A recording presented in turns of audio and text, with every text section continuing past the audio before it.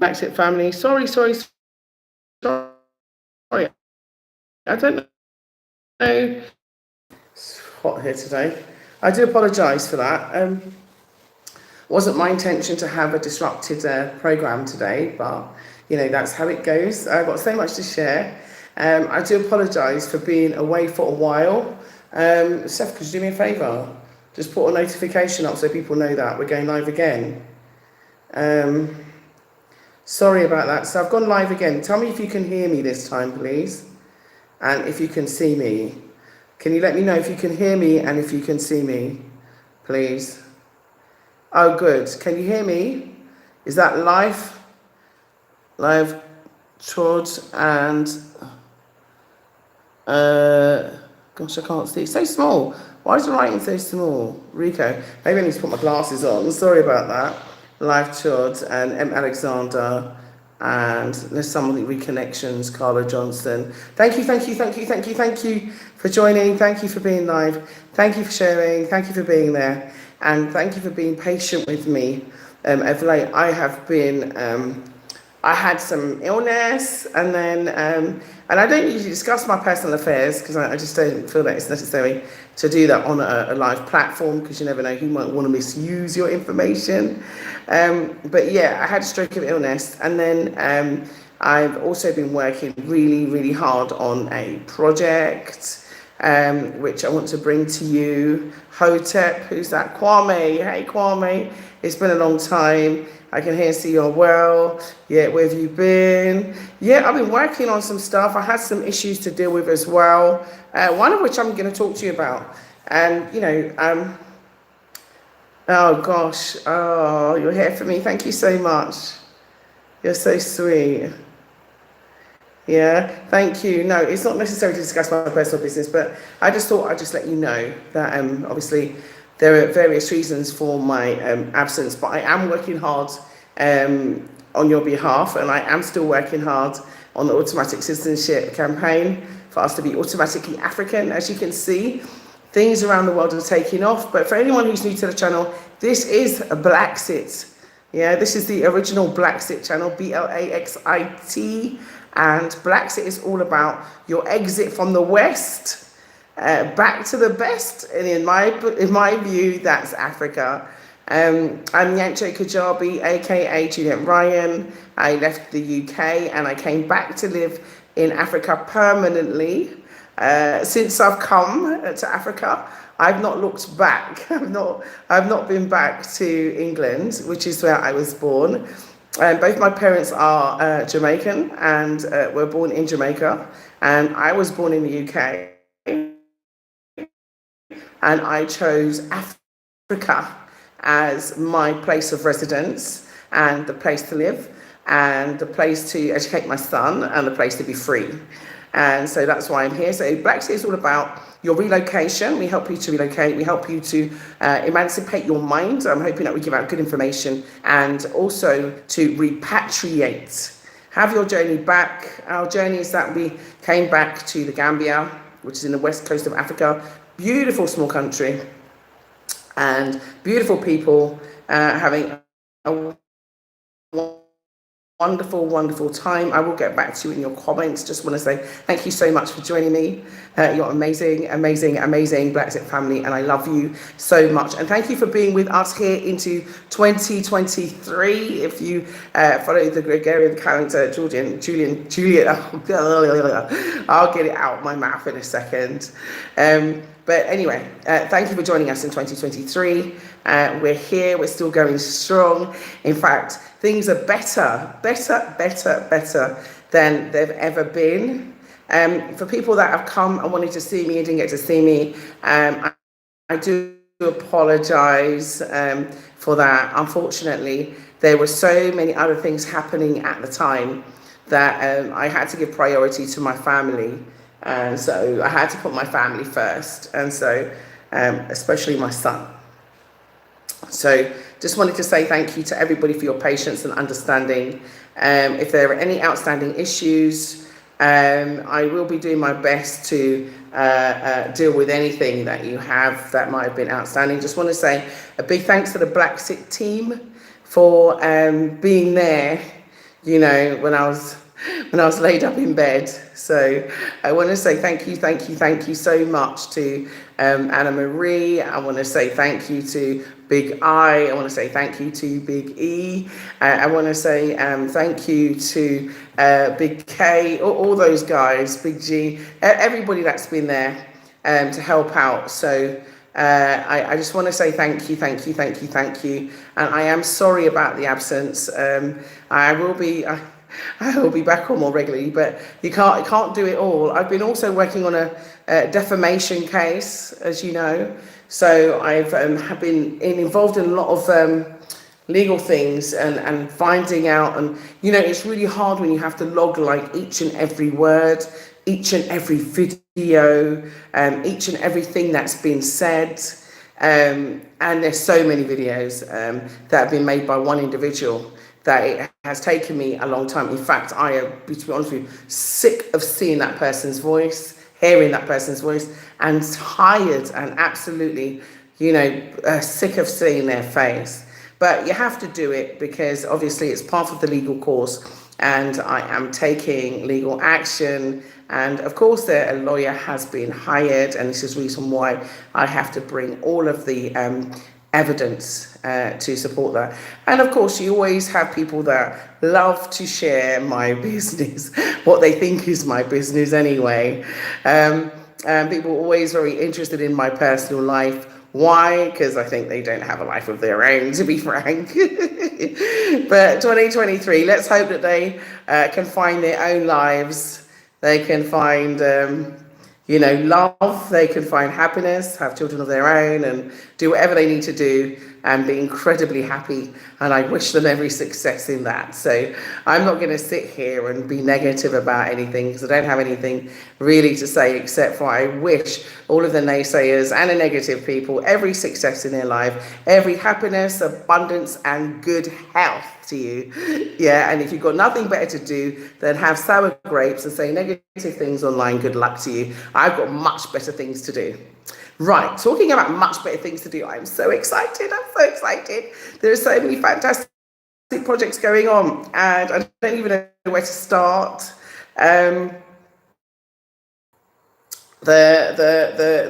Yes, I can help you to relocate to Africa. In fact, our website, our new fandangled website, which will have that on there, will be done. The PDF guide, Blaxit Guide to Repatriation, will be nearly done.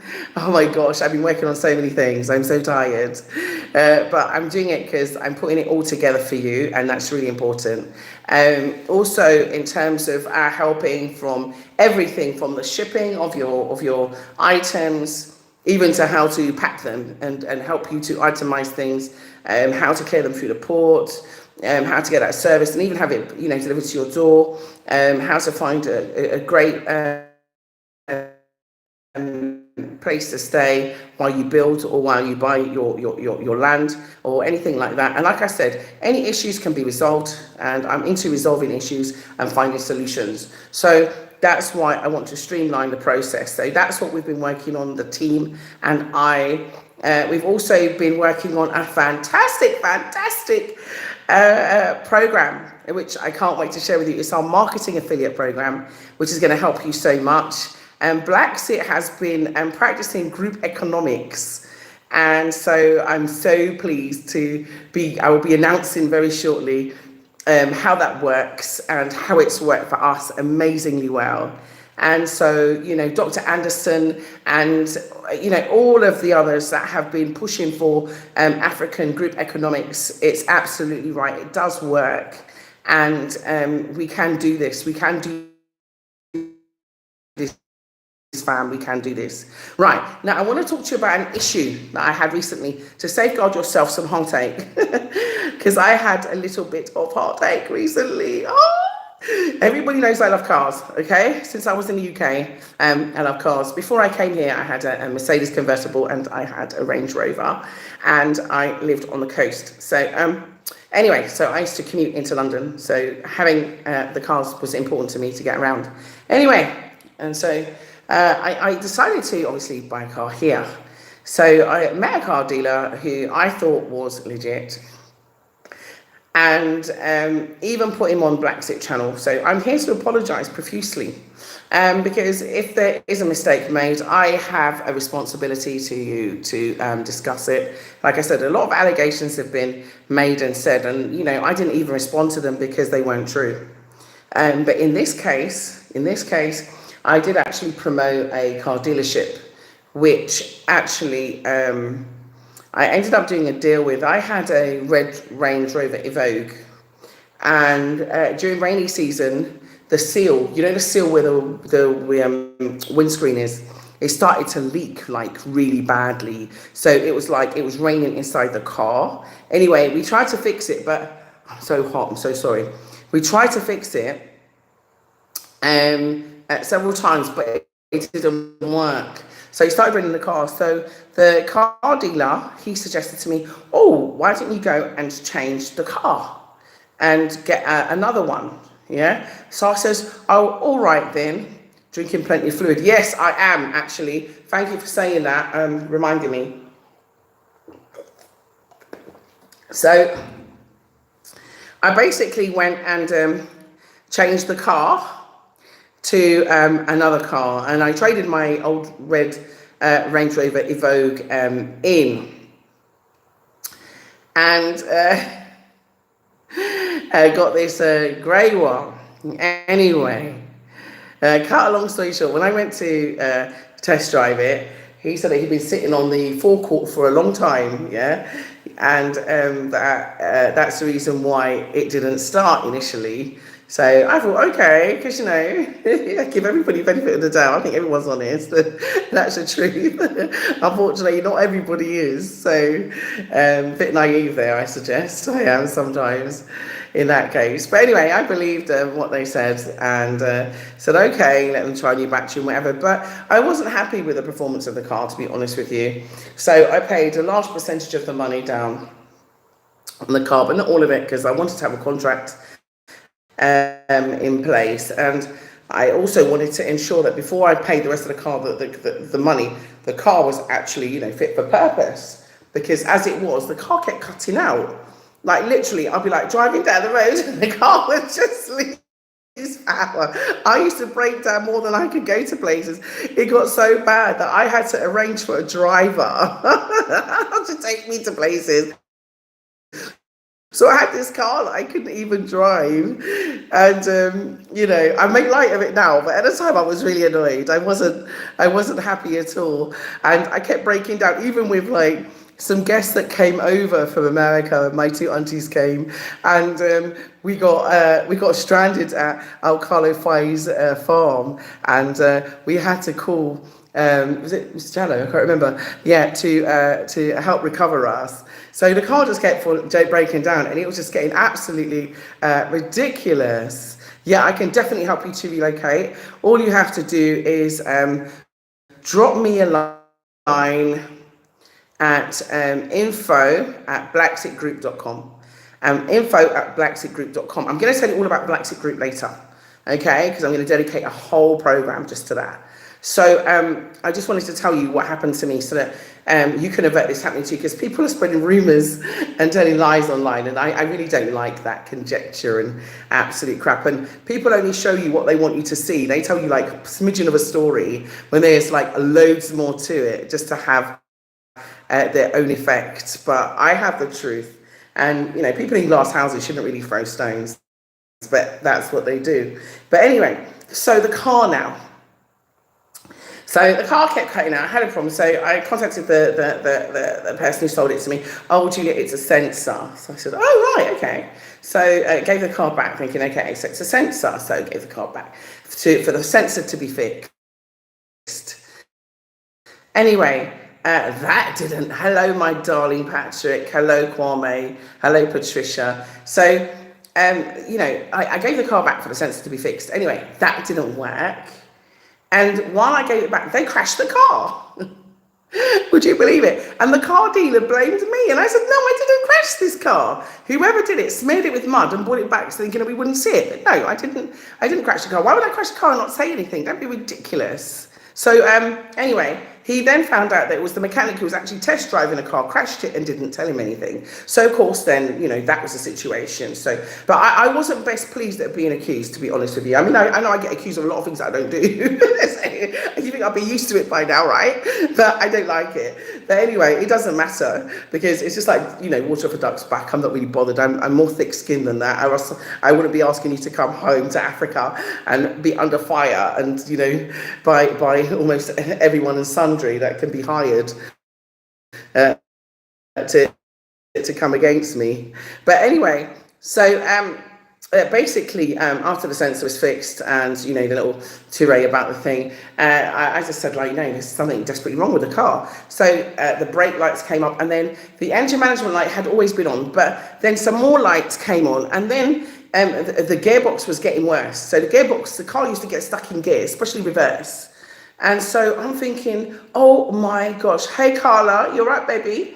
Yeah, and hey Pucha, yeah, how are you doing, sweetie? Yeah, Pucha, now you good? Finally, good to see you. Shalom, my darling. So anyway, so, you know, it keeps getting stuck in reverse. It's just getting ridiculous. It's absolutely ridiculous. The car is not drivable. It's not, you know, fit for... It's not fit for you. You could see was going. Not even the reverse mirror camera was working. So it was just getting ridiculous to him. Look, listen, I'm having serious problems. Oh, sorry, there's a phone calling me. I'm having serious problems with the vehicle. Can you just have a look at it? Can you like drive it? And then can you call the car dealer and tell him that, you know, you want to sit down and talk about it? Because I told him I just want my money back. You know, anyway, the car that I part exchanged in, which was the red Evoque, he actually sold it to somebody else. How he did it, I don't know, because I still have the car documents. But anyway, then a colleague of mine said to me, Juliet, your car's been crashed. I'm like, no way. So, yeah. So, of course, I didn't want back the car then because the car's been crashed. And so I just want my money back because this car, I can't use, you know, I can't use the car. I just can't use the car. Cars as they used to be. So I just want my money back. So can I have my money back? Yeah. And of course, I paid like, you know, well over $1 million. I paid like if you include the trade in, like 290,000 Dalasi. There was only 410,000 Dalasis left to pay. And so, yeah, so, who's that? Mr. Wally. Huh? Wally, Mr. Wally. Mr. Who? Wally. Wally who? Do I have an appointment with him? Can you send Seth to verify who it is? I'm sorry, but I'm doing a live, Valley. So, Mr. Wally. Sorry, I've got a visitor now. I'm embarrassed to say, I can't remember Mr. Wally. Anyway, so the car, back to the car. So, during this time, my car's been sold, yeah? My car's been crashed, so I can't have it back anyway. And then, the car has broken down and this time it's not moving at all. So he goes to my mechanic and then I said to my mechanic, please just do a full check on this car because I can't anymore. This is just getting ridiculous now. You know, and you know, Juliet's a girl racer as such. I wouldn't say, you know, girl racer, but I do like cars. Anyway, and I'm getting really frustrated because I paid a lot of money for this car. And I want to use the car. And I've got no problems paying off the full value of the car, by the way. Because I know some people have said that, oh, the car was taken because I wouldn't pay the payments. Actually, let me explain to you what happened. So, okay, someone sent me some comments today, so I just want to clarify. So, basically, and I also want to pinpoint you as to what you should do before you buy a car here, yeah? And what you need to do to ship a car here as well. So, this will be a bit of guidance for when you're coming. Yeah, and the best cars to ship as well. Yeah, and so what happened was that sorry, who?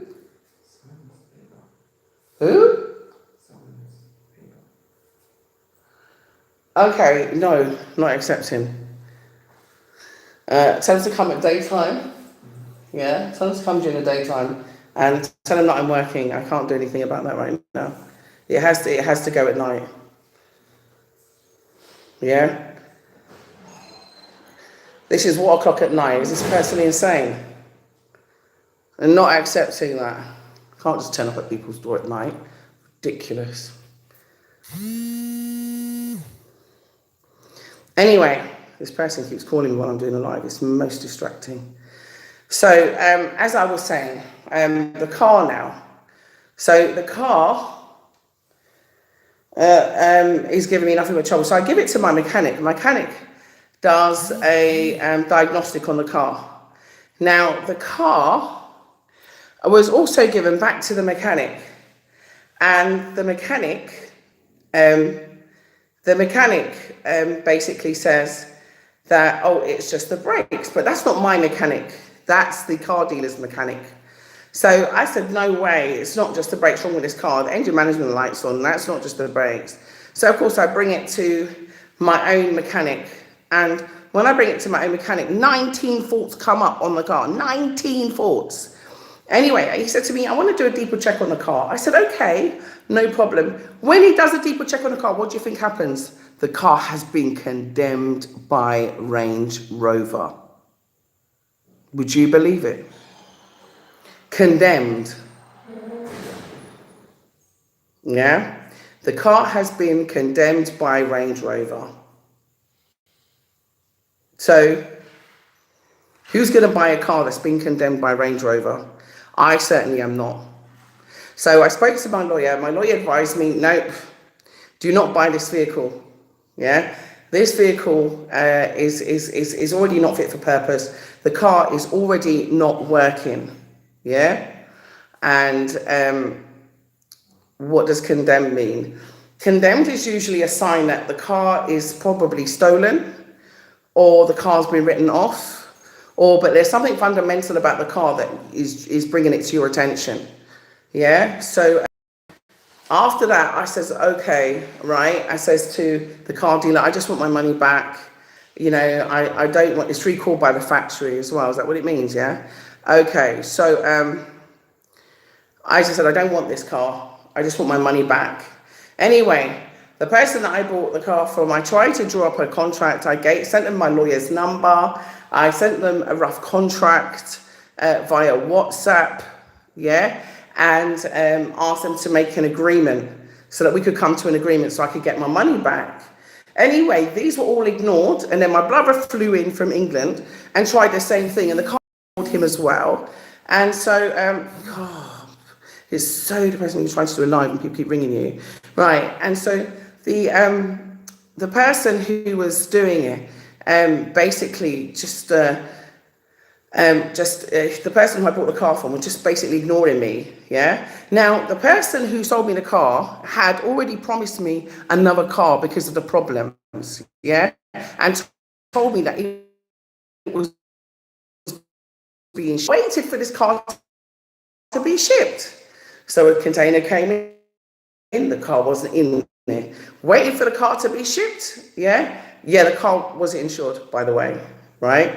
But let me explain about the car and the car ownership details and documents. Because I hadn't paid, in entirety for the car, because I wouldn't pay entirely without there being a contract in place, because I know about cars and problems. So I didn't want to have a problem car. I paid the full amount, so there'll be a warranty, guarantee, blah, blah, blah, blah, blah. Anyway, so basically, now the person's non-responsive. Anyway, it's the car dealer, just turns that way. But listen, remember, I'm already weary because as I'm asking for my money back, he's telling me threats, telling me, oh, you know who my dad is, yeah? I can arrange to have you deported. I said, really? Yeah? He says, yeah, I can arrange to have you deported, all this kind of stuff. So I'm like, you know what? Do your worst, but I want my money back. Yeah, I want my money back. I don't care what you threaten me with. I just want my money back. Just give me my money back. I must have asked my money back like nearly 100 times. Like, I just want my money back. Please, can I have my money back? I just want a refund. I just want my money back. Anytime we spoke to her, I just want my money back. All I kept saying is, I want my money back. Yeah, I don't want this car. This car's a pile of tosh. I just want my money back. Yeah. So anyway, so of course there's push and pull. So what he does is, anyway, he goes behind my back and he goes to court and he does an ex parte application for a motion, yeah, which is usually only done in emergency. So I was really shocked to see this, yeah, an ex parte motion, custodia legis, yeah, to take the car into custody, yeah, to arrest the car basically on the basis that I haven't paid the rest of the money, but I told him I wasn't paying it. I just want my money back. So I didn't understand. Anyway, let me tell you why. The plot thickens. The plot thickens. Yeah. So basically, on the next day, my gate knocks, and a colleague that was here went to the gate and asked who was it. They didn't want to identify themselves. Yeah. And didn't want to identify themselves, so it was just like, okay, well, leave a number so that she can call you, because if you don't have an appointment, you cannot come into this compound. Yeah, same way as this person is here calling me, you don't get to my gate and call me. Yeah, you don't come to my gate unannounced without an invitation. Yeah, and expect to get entry. Yeah, another vlogger tried that the other day as well, and she came to my gate unannounced with another person banging down my gate. Yeah, I'm doing a live broadcast and I'm really sorry about the interruptions, the constant. I'm not going to take them because obviously I'm doing a live broadcast. And so if you want to, you can send a text and I will respond to it after my live broadcast. So anyway, so they come to the gate and I didn't respond because we didn't know who they were, they didn't have an appointment. They come back again afternoon. There's a police officer in blue, there's a PIU in black, and there's another guy who, I think his name is Wally or something like that, and another guy, yeah? And anyway, so of course, they don't have an appointment. Once again, there's been no call to ask for one or anything. So they knock the door. Next thing I know, the PIU, PIU is police something, right? Jumps over my gate and opens my gate and they all trespass into my property. I could not believe it. I thought they were coming to deport me. This is all on camera. I can prove it. I have witness. I have evidence. Everything I'm saying is evidenceable. And I know I'm laughing, but I wasn't laughing at the time. I did not find it funny. So anyway, so I called the police to say that someone's broken into my compound. Anyway, cut a long story short. So he tried the door and then they left again. Yeah. Yeah, of course it's harassment, it's intimidation. And the fact that this, the worst part is they came in a car. They came in a Range Rover, yeah? Another Range Rover. Guess what? It had my old number plate on it from my red Range Rover. Would you believe it? How can a court official, Wally or whatever his name is, come in a car bearing my own registration plate from another car? That's unlawful in itself. So I'm thinking, and how can someone who's connected with the person that's serving be driving you? So it's one of Aladdin's cars, and it's obviously his employee that's driving. This makes no sense. So he scales the fence and jumps over, yeah, tries to force open my door, yeah. I, of course, said, you know, I'm just devastated by all this. I'm on the phone trying to call my lawyer. I'm trying to call everybody, you know, calling the police, calling everybody, saying, what is going on? You know, because I didn't know what it was about. Anyway, by the time I finished, I called around, made some calls, and found out what it was about, which was, of course, yeah, the custodial legis order, which was made backwards. You make an order for your substantial amount first before you do the order to take the car. So it's gone backwards. What are you going to stand it on? There's no case. So this magistrate called M. Krabali is the person who signed the order. So I'm thinking, and when I check the order, it's not even in my name. It's not even in my name. Would you believe it? The order is not even in my name. The order is in Juliette Marie. My name is not Juliette Marie. That is not my surname. So I'm like, what? Like, how is this even happening? Like, how? And then when I check the document, there's no forwarding date for hearing. There's no registration number for the car. Yeah? And then on top of that, they couldn't even spell diesel. They spelled it drizzle. and they described the car as ash colored. Yes. I said, no, I'm not accepting service. Yeah. And so even like now, that knock on my door could have been, you know, one of those. Now, which court officer comes to someone's house at 8 o'clock at night? Yeah, and it's the same dude, I'm sure. I will check. Yeah, so I'm not going to swear to it, but I think, you know, it could be the same person. I'll check the cameras. But anyway, so this legal thing has been going on. So I am not going to buy a car. Anyway, so it went into the media. So you might have seen that it's been circulating on the media, yeah, about this case with the car. Anyway, so you might be wondering, you know, what is it about? And this is why I'm explaining, because it's been in the media.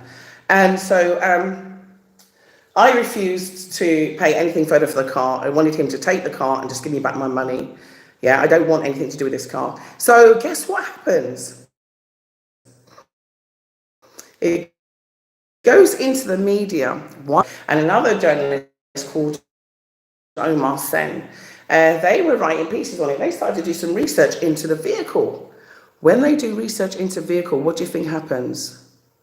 A case comes up about the same vehicle. They check the chassis number on the car. Yeah. Oh, that's great, White Swan. That's great. Hi, Cassandra. Yeah. Anyway, so when they check the chassis number on the car, what do you think they find? They find that the car has been involved in a court case previously. The same car, the same dealer, the same person, and a different customer. And this was in 2019. And the case ended in 2019 to 2021.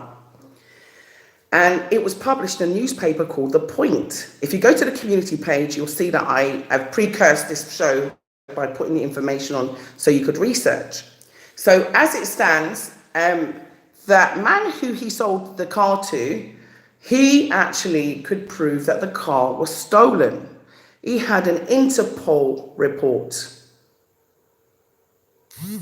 Yeah, which proved that the car was stolen. So in fact, the court awarded him, yeah, the court awarded him back his 1.5. He's now tried to sell me the same car again.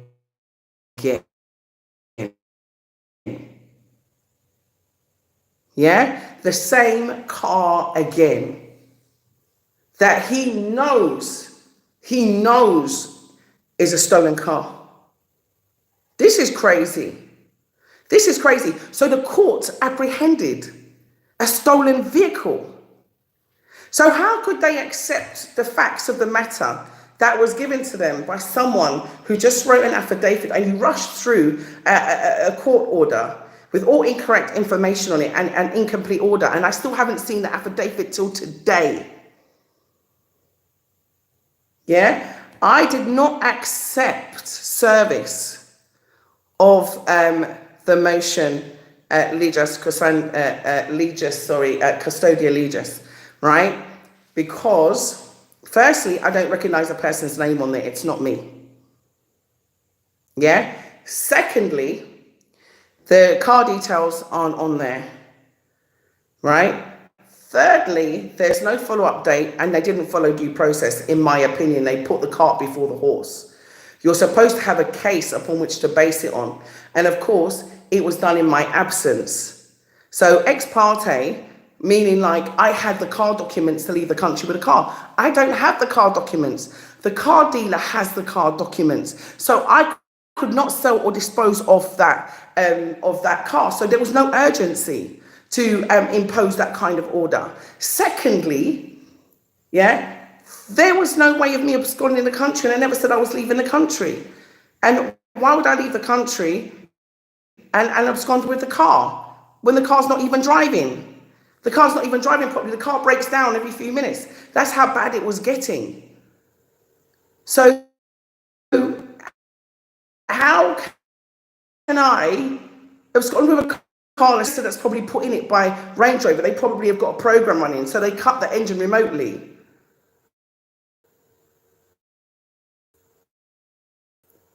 So basically, cut a long story short, I was sold and I reported it to the fraud department, and I'm also looking to vacate the order as well, and I am, looking at whatever action can be taken. I'm also going to complain about the behaviour of the PIU, who also intimidated me, tried to stop me from filming. I have all this evidence on camera and on film. I even have evidence of another YouTuber who seems to have been in receipt of some information, who actually came to my door. And, for me, it feels like harassment. It feels like harassment now. It's getting very, very unhealthy. And, I know people have mental health issues and stuff like that, and I try to be as forgiving as possible. But in some cases, I think you have to take action, because it's just like, it's too much. I'm an individual and I have a son, a young son, and I have to protect him at all means. And I wouldn't even let him go in the car because I was afraid that the car would cut out and I'll be involved in a serious collision or a serious accident. So the car wasn't safe to drive. Yeah. And, right now, I'm not buying a stolen car. It's got nothing to do with money and paying off the rest of the money. Who's going to pay off? Would you? I'm going to ask you now in the comments, tell me, would you go and pay the final payment, right, on a stolen vehicle without a contract or an agreement? Yeah. Because you're being intimidated and because you're being threatened. Would you do it? Yeah. Let me know in the comments. Because I know that I certainly wouldn't. Yeah? I was only supposed to be on here for 30 minutes. I was supposed to be timing myself. I've gone over again. So, hell no. Hell no. Hell no. Hell no. And neither would I. And why did the court intercept a stolen vehicle? I don't know. And it already has a case against it. So can you imagine? He's done it before.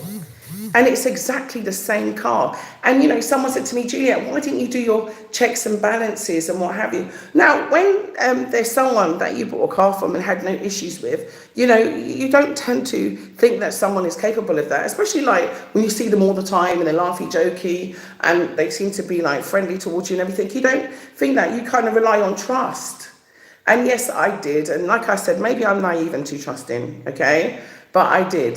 But this is my lessons for you guys, to learn from my mistakes. And my mistake is not checking out with the police first. Yeah, I should have maybe gone to the police and let them do an Interpol check. So I would advise you, before buying a car here, try and do that just to be on the safe side, to make sure it's not a stolen vehicle. Because obviously, once I do get the car back, I'm not going to be able to drive it, and it probably will be impounded and confiscated by the police. And so it will just be about getting my money back through the courts. And yeah, it's horrible. It's been a horrible experience for me.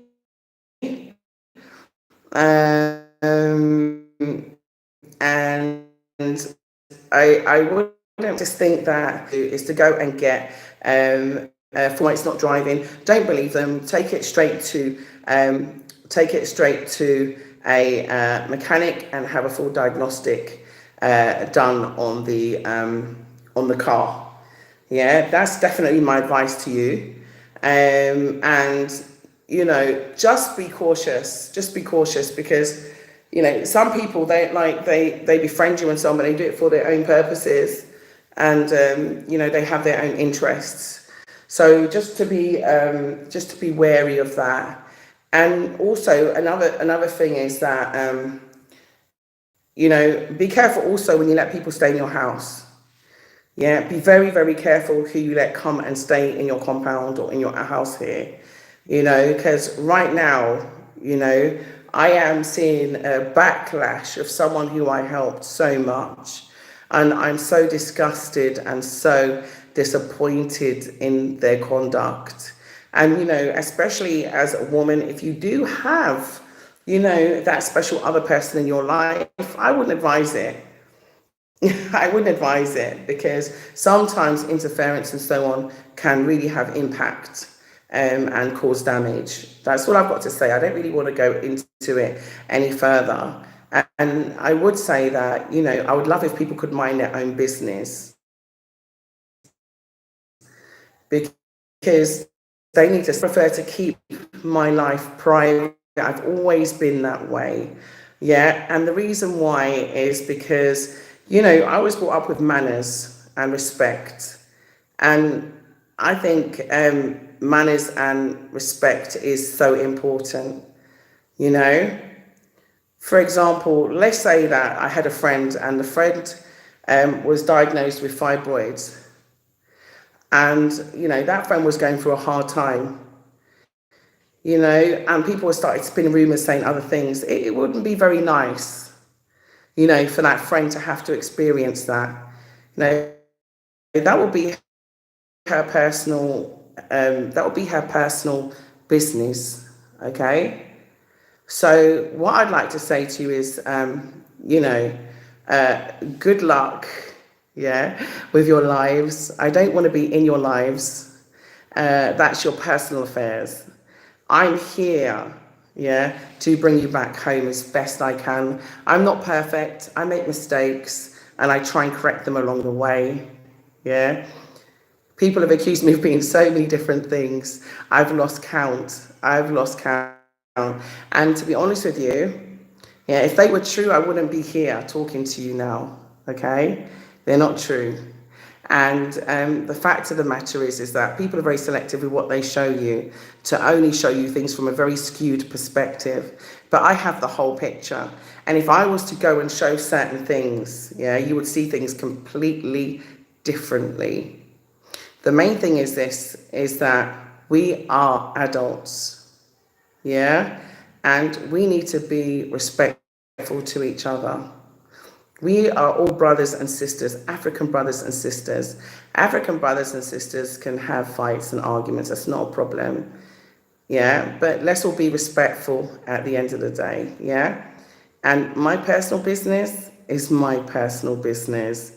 And I like to keep it that way, yeah? I share the love with you. But what happens inside closed doors, like my mum said, should stay inside closed doors. That's what my dad said, And, like I said, it's always one love to you, Blaxit family. So many people have come to Africa because of me. And I realize this now because I get so many messages and emails and messages by WhatsApp, which I really, really appreciate. Things are on the up, things are getting better and stronger and amazing. I've got such good news for you. There is also a project which is coming out very soon. I'll give you a hint. It's called Paradise Estates, Mango Paradise. And I really want you to be involved in this. I really want you to be a part of it. And I'm just giving you a hint. You'll be getting information about it very shortly. And like I said, yeah, there's so many great things happening in my life right now. I'm so happy. I'm really, really happy. I'm hoping for better health. I've had some health issues, challenges just recently, but I am trying to, get on top of those and be back in 100%, Juliet best form. And so, yeah, I'm just like I said, I'm really excited about the future for Blaxit. We've got some great news coming your way, and I just want to get everything confirmed. you know, with me, it has to be absolutely on the dotted line. Everything is perfect before I announce it. And so let's just say this is that good things are coming your way. Yeah, and great things are coming your way. And we've been working really, really hard behind the scenes, really, really hard every day. Even when I was sick, I was still trying to work. Yeah, and even though I am sick, I'm still working, you know, but in my own small way. So I just want to say to you that I'm definitely going to be coming to Ghana. I cannot wait to come to Ghana. And I'm so excited about seeing the rest of Africa. I was supposed to go to Niger, but unfortunately, I had, like I said, some health issues that I had to tackle. And so that thwarted things a bit. I had also some other issues, you know, family stuff that I don't really want to talk about. But you know how it is. But listen, onwards and upwards. Onwards and upwards. So, you know, the warning about buying a car here, I'll tell you, be careful, okay? I'm not saying that everyone's like, you know, the car dealer that I went to, that I put on my channel. You can recognize him and see where it is because I'm going to leave it up. I'm going to put it down tomorrow. So do go and have a look so you can recognize and make sure you don't buy a car there. That's all I'd say, just to be on the safe side. And get embroiled in stuff. So, yes. So Blaxit family, I know it's been a while and I do apologize, you know, and I know I've been a little bit inconsistent. It's just that we're having a fresh new look Blaxit and new content, new everything. And this has to be recorded.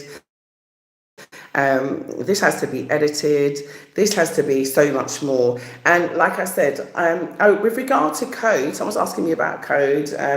Actually, did you know that I was not actually on the constituted board?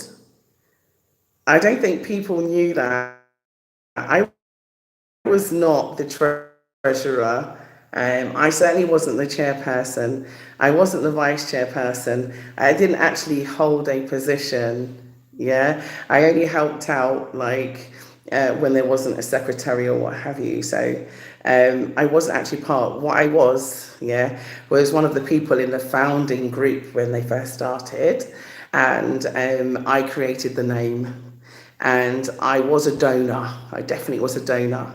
Yeah, and try to support it as much as I can. So I wouldn't be the best person to speak to about that. You'd have to speak to the chairperson, vice chair, or the spokesperson, but I'm not it, okay? So sorry about that, Fiona. If you're wanting more information, I suggest that you contact them. So, yeah, I'm active. I'm active. I support anything that we do. Anything that we do as diasporans, you'll find me active in, yeah? Because I want us to succeed. I want us to succeed. You know, that's so important. You know, yes, you can be a co-founder. It doesn't mean that you're active on the committee or on the board. Yeah, you can be a donor. It doesn't mean that you're in the constitution. And I wasn't. If you go, it's on the record in the ministry. You can go and see for yourself. I wasn't. My name is not there. So a lot of people have spent a lot of misinformation and will continue to send out a lot of misinformation because, you know, a lot of people, unfortunately, have a lot of, let's say, unresolved issues. So, and who doesn't? We all do. Yeah, none of us are perfect. So, you know, let's just say that. So, yeah, with regard to that, that needs to be ramped up and what have you. And I'll leave it to those people that are in management there. I certainly am not.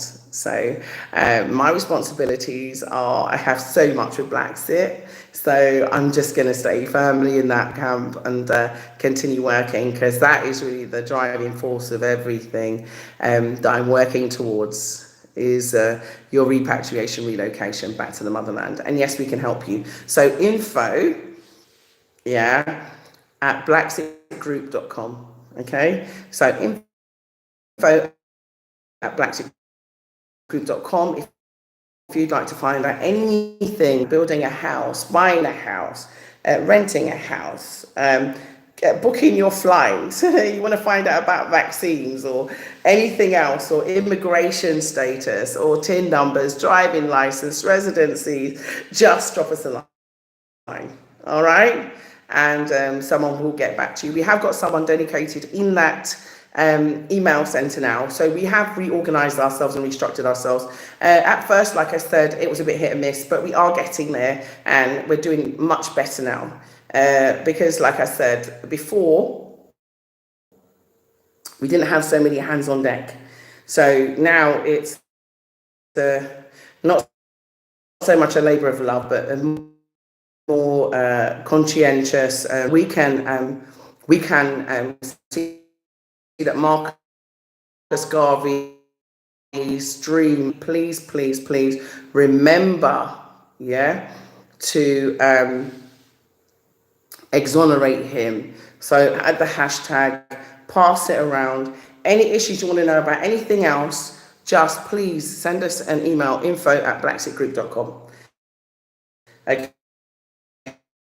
Okay, send us information at blaxitgroup.com. Freedom Estates, a Mango Paradise, and there's more to come. So we want to get you involved. We want you in the process, and it's going to be absolutely amazing. Exactly, Patricia. I'm not going to get juked either. No way, Jose. So yeah, just heed my warnings and hear what I have to say, and understand that not everybody is being straightforward and honest, but I try to keep it as straightforward and honest with you as possible. That's why I'm telling you it as it is true. Yeah, the vehicle was not so much repossessed